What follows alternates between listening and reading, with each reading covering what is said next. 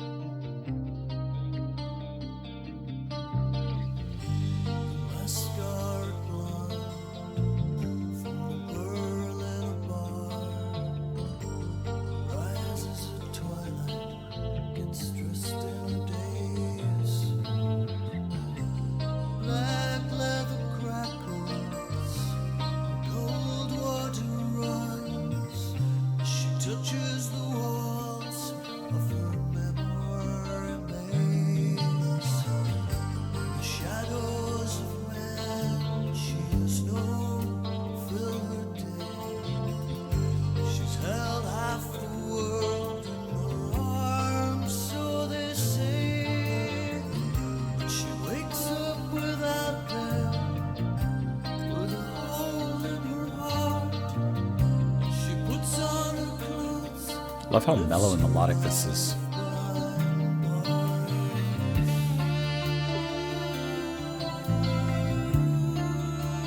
With some saxophone.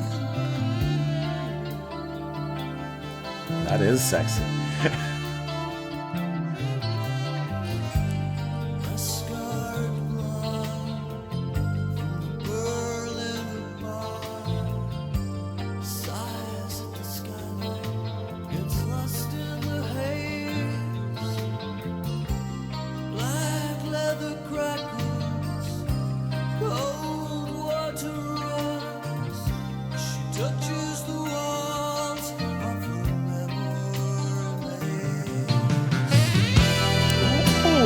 Hit a little careless whisper in there.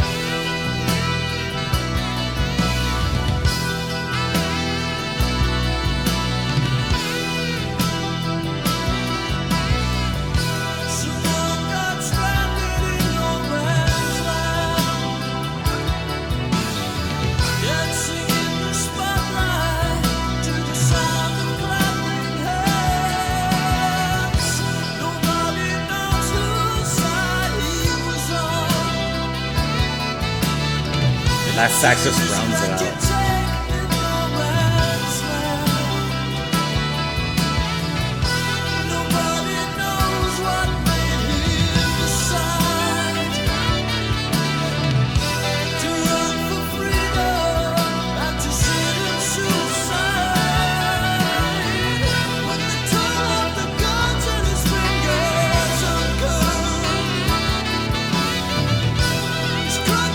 Photograph of a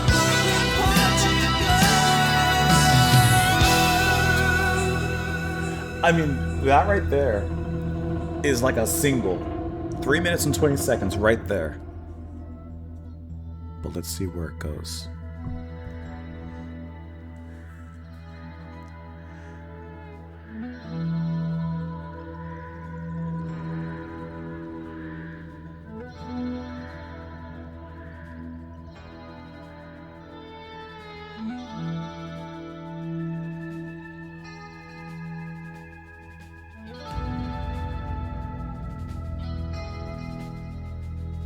Coming from your checkpoints on your lonely roads, coming from your ditches and silent fields, where intensified light from a rifle's sight makes the darkness day and the day too bright, too bright.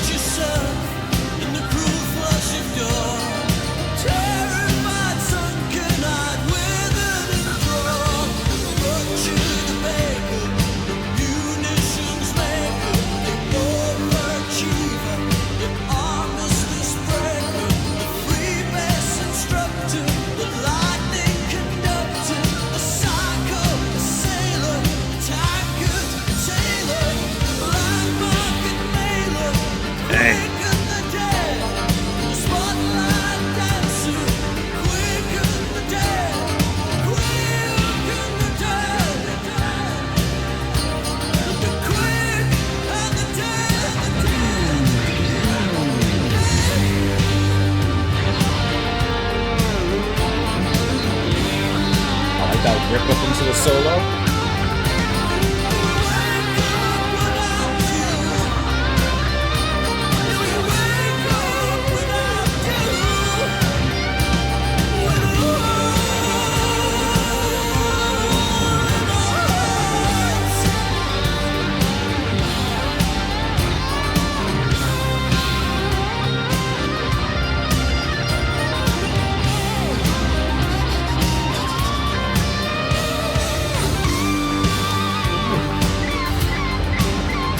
I like the way that this track built up into this, and it feels so earned.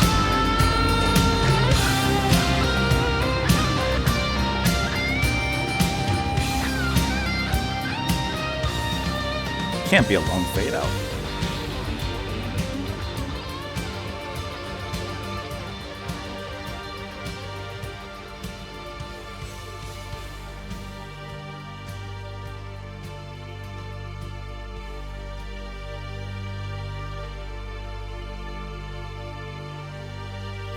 Scarlet blood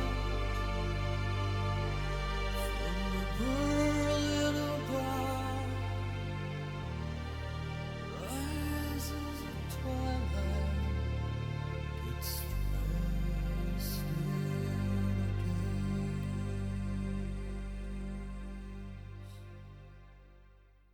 I think that's a fantastic listen. That's a really, really wonderful track from beginning to end. They hold you in their spell. They excite you. They delight you. They satisfy you. And then they put you down gently at the very end in a way similar to how it began. So to begin, I love how they set the scene. And this is a track that almost has two halves. And both halves sound pretty different. Not radically so, but they're pretty distinct. But they transition well. And then the mood, I think, still remains somewhat similar as it travels between. So first of all, I really, really love the way that Rothery and Chihuahuas play in the beginning and kind of throughout the first half and the verse there specifically. I think that Rothery has this really, really beautiful melody that he plays, and it's kind of a faint, subtle melody, but it has a nice little bit of maybe reverb or echo on it too. That kind of gives it a quiet but expansive place. And then I really like the way that Pete kind of travels around that melody with the bass, just kind of adding this really delightful kind of warmth and I wouldn't say bounciness, but a rhythm to it. So let me just pull it back here really quick. This whole, take out Steve for a moment and just like listen to that mood beneath it. I think that feels really, really nice. And it has a tension to it because it's building up to something. You don't know where or what, but it's going somewhere. But it's the tension isn't like a scary, eerie kind of tension. It's just like a palpable tension in the air. And is this a tension of romance? Is this some sort of something very seductive? Perhaps there is a feeling of that in the music. And I think that that's definitely answered when the saxophone eventually comes in. But even before that, I feel like there's this almost a will they, won't they kind of energy. I'm not saying that's what's happening, but that's at least the energy that I kind of get from this, a holding back of a romantic feeling. And then Hogarth sounds really, really nice in this track. I think that he sounds really soothing alongside of this mood. But we get that first little bit of saxophone, right? Ooh. Now, I was not expecting saxophone, but you're not going to see me picket sign against it. That's going to be Phil Todd on this sax here, on this particular track. Wonderful job. Very sexy, right? And that's your first little few notes of seduction. But then we go full Careless Whisper on this thing. Are you kidding? Here you go. Boom! When it swings up and hits that updraft into that part, man, musically, that is very much, in that particular realm. I think that is just awesome. I love how strongly that comes into and how Hogarth leaves just a little bit of space to kind of draw you into that.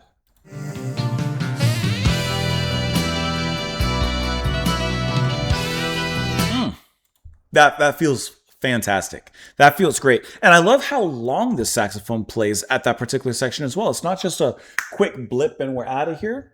We're in this for the long haul, and I really enjoy that a lot.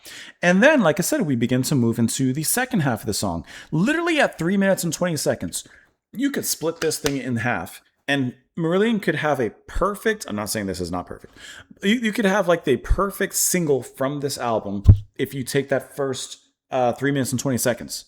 It's even like radio edit duration wise, right? But then let me get it back over here.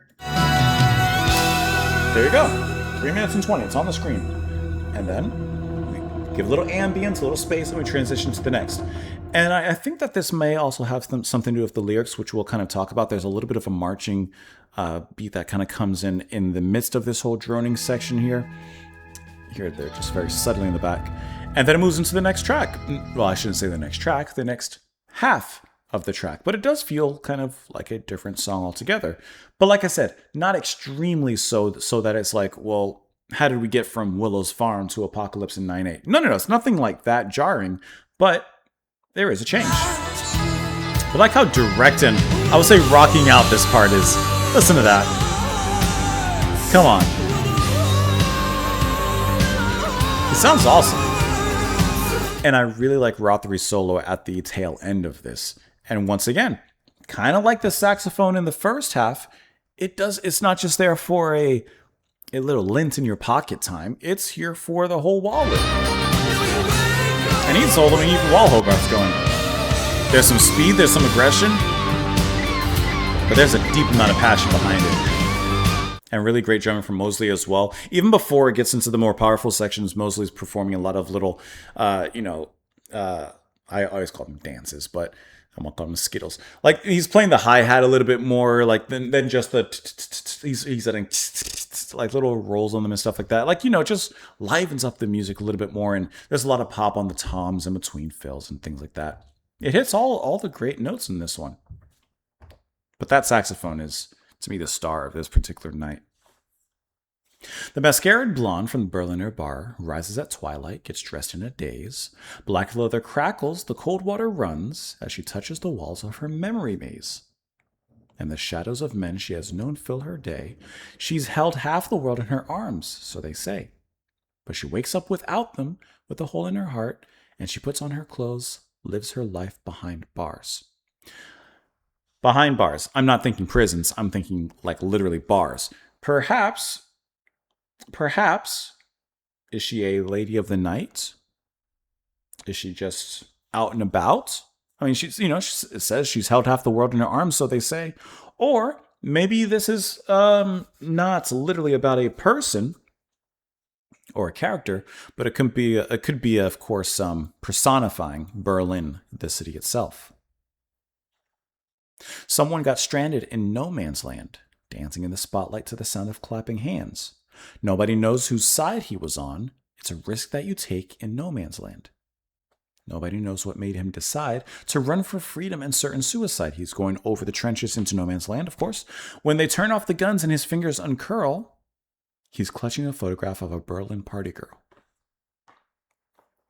So when they're done shooting, basically, and they open his fingers after the mortise has set in. I got you. Come in from your checkpoints on your lonely roads. Come in from your ditches in your silent fields, where intensified light from a rifle's sight makes the darkness day and the day too bright. And we wake up without you with a hole in our hearts. Of course, anyone dying in war and such, and others, family, friends, whoever, wake up with a hole in their hearts now. So this Berlin party girl, was this his lover? Was this a model? Like, especially like you see like in pictures of World War I and II, like they have posters of models and stuff like that. I mean, I would think that it's more like, okay, it's his lover. And of course, I would say that probably relates to her situation that she's in. She's touching perhaps the lyrics, it starts off in the present, in kind of seeing her situation, seeing how she is, but then we kind of travel back and see why she's in the place that she is. Maybe she's been depressed from, of course, the loss of her lover in war. You mad dog shaven head bottle boy freaks, okay, in Martins and khaki drunk on sake. You stare at yourself in the cruel flush of dawn, terrified, sunken-eyed, withered and drawn. The butcher, the baker, the munitions maker, the overachiever, the armistice breaker. The free base instructor, the lightning conductor, the psycho, the sailor, the tanker, the tailor. Who's the spy? The black market mailer, the quick and the dead, the spotlight dancer. The quick and the dead. I mean, these are so many people. Perhaps all these different people are in some capacity, in some way, involved in the war machine that took away her lover. Or maybe these are all people just from different, areas of life that end up in war. The mascaraed blonde from the Berliner ball rises at twilight, gets dressed in a daze. She's not the same after losing him. That's at least how I read this particular track. Anything about Berlin on here? Let's do a Control F. Get the sax. Okay, Berlin describes the situation in the divided city of Berlin, where Marillion had recorded misplaced childhood. The Berlin Wall would eventually come down just weeks after the release of Season's End. Okay, so is that exactly what the song is about then? The divided city of Berlin. Can I see that? Yes. But I definitely read this more as a war tragedy of those who were gone and those who they've left behind on this particular one. But either way, really fantastic track. Love that saxophone.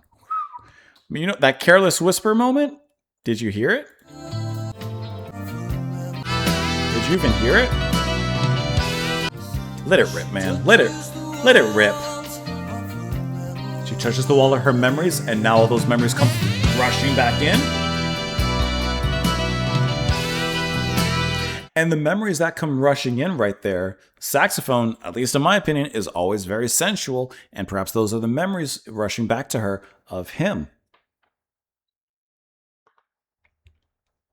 Just putting that out there. Let me know, of course, what you guys thought of it down below. I pressed the button there, but there you go. The Buy Me a Coffee's there. If you have a song request and you'd like to jump the line, you can do that, of course, over there. Caden, thank you so much for the request. I appreciate you sending this one in.